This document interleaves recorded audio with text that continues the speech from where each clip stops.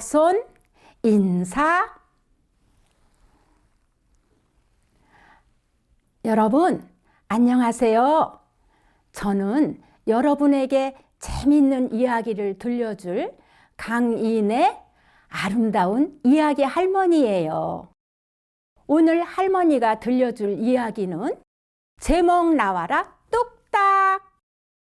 신라를 세운 박혁거세 이야기예요. 여러분, 알에서 태어난 사람이 있다는 이야기 들어본 적이 있나요? 할머니도 처음 들었어요. 옛날, 아주 먼 옛날, 우물 옆에 하얀 말이 나타났는데 말이 남기고 간 커다란 알 속에서 한 아이가 나왔대요. 참 신비롭죠? 이 알에서 태어난 아이가 바로 훗날 신라를 세운 첫 번째 왕 박혁거세랍니다. 박혁거세의 신비로운 탄생 이야기를 들어볼까요? 신라를 세운 박혁거세 이야기 속으로 출발! 하나 둘 셋 넷 이야기 시작. 우리 모두 신나게 잘 들어보아요. 귀는 쫑긋 눈은 반짝 준비됐나요? 하나 둘 셋 넷 출발합니다. 빵빵! 아주 오래전 지금의 경주 지역에는 6개의 마을이 있었어요. 6마을에는 6명의 촌장이 그곳 사람들을 돌보며 살았지요. 하지만 왕이 없다 보니 사람들 사이의 크고 작은 갈등을 해결하기가 어려웠어요. 어느 날 촌장들이 모여 이야기를 나눴어요. 큰일이요. 사람들이 툭 하면 서로 싸우기만 한다오. 공동체의 규칙과 질서를 바로 세울 왕이 없어 그렇소. 덕이 있는 분을 찾아 왕으로 모시고 나라를 제대로 세웁시다. 그때였어요. 남쪽에서 환하게 빛이 났어요. 어서 가봅시다. 촌장들이 서둘러 빛이 나는 곳으로 달려갔어요. 그런데 우물 옆에 하얀 말 한 마리가 꿇어앉아 꾸벅꾸벅 절을 하고 있지 뭐예요.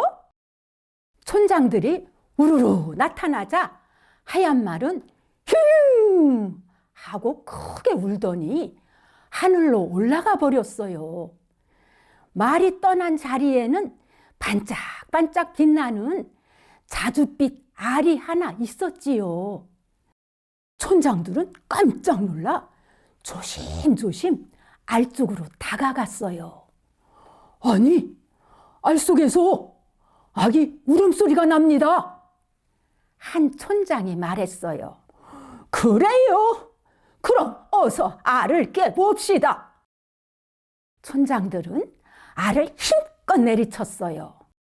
그러자 껍데기가 깨지며 환한 빛이 온 사방을 비추었지요.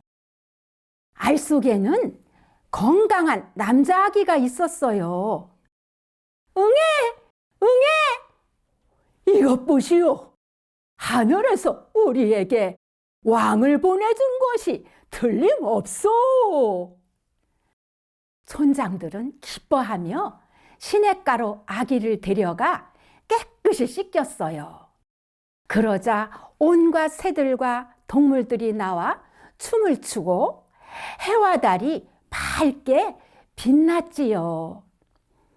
촌장들은 아기의 이름을 짓기로 했어요.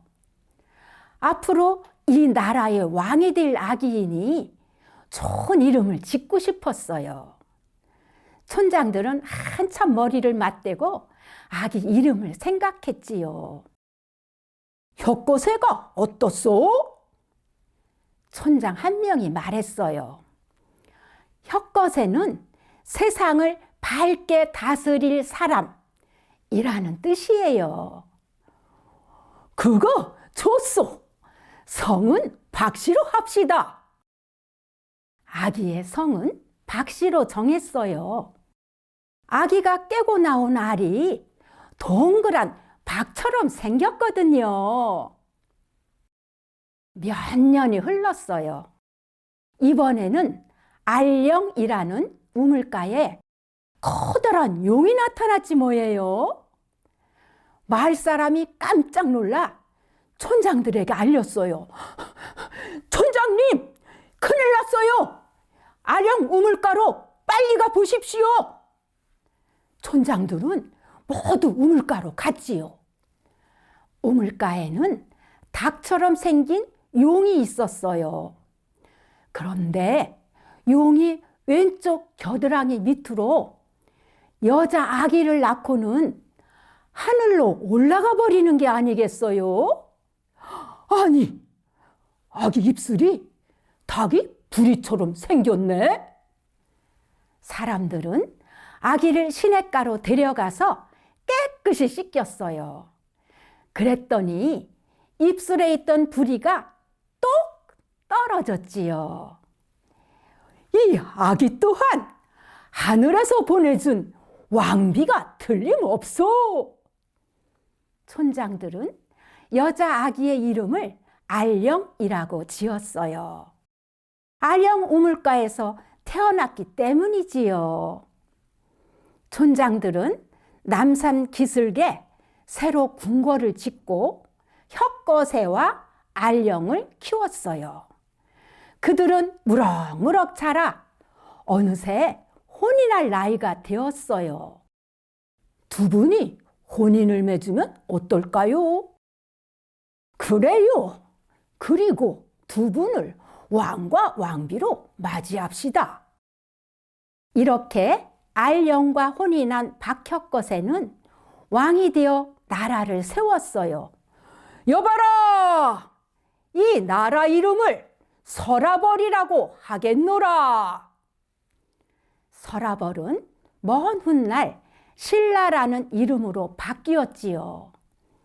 박혁거새 왕은 신라의 힘을 키워서 이웃나라가 함부로 쳐들어오지 못하게 했어요.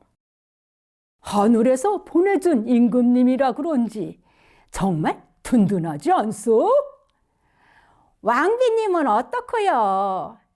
두 분이 오래도록 우리를 보살펴주면 좋을 텐데. 사람들은 모두 왕과 왕비를 좋아했어요. 박혁거새 왕은 신라를 오랫동안 다스리다 어느 날 하늘로 올라갔어요. 사람들은 모두 슬퍼했지요. 박혁거새 왕이 하늘로 떠난 지 7일째 되는 날이었어요. 갑자기 왕의 몸이 5조각으로 흩어져 땅으로 떨어졌어요. 이게 대체 무슨 일이요? 어서 무덤을 새로 만들고 정성껏 제사를 지냅시다. 놀란 사람들이 흩어진 박혁거새 왕의 몸을 모으려 했어요. 그런데 이때 큰 뱀이 나타나 사람들을 따라다니며 방해하는 게 아니겠어요? 할 수 없이 백성들은 따로따로 왕의 몸을 묻을 무덤을 만들기로 했어요. 그래서 박혁거새 왕의 무덤은 5개가 되었고 무덤의 이름도 오름이라고 부르게 되었대요. 여러분, 할머니가 들려준 이야기 잘 들었나요? 알에서 태어난 박혁거새는 나라를 세우고 잘 다스렸지요. 그 나라의 이름은 무엇인가요? 네, 처음 이름은 서라벌이었지만 훗날 신라라는 이름으로 바뀌었지요. 박혁거새가 나라를 세웠는데 여기서 세우다라는 말은 계획, 방법 같은 것을 정하는 것을 말해요. 세우다는 신라를 세우다, 건물을 세우다, 계획을 세우다 식으로 쓰여요. 또 세우다는 멈추게 하다 라는 뜻으로 차를 세우다에도 쓰인답니다.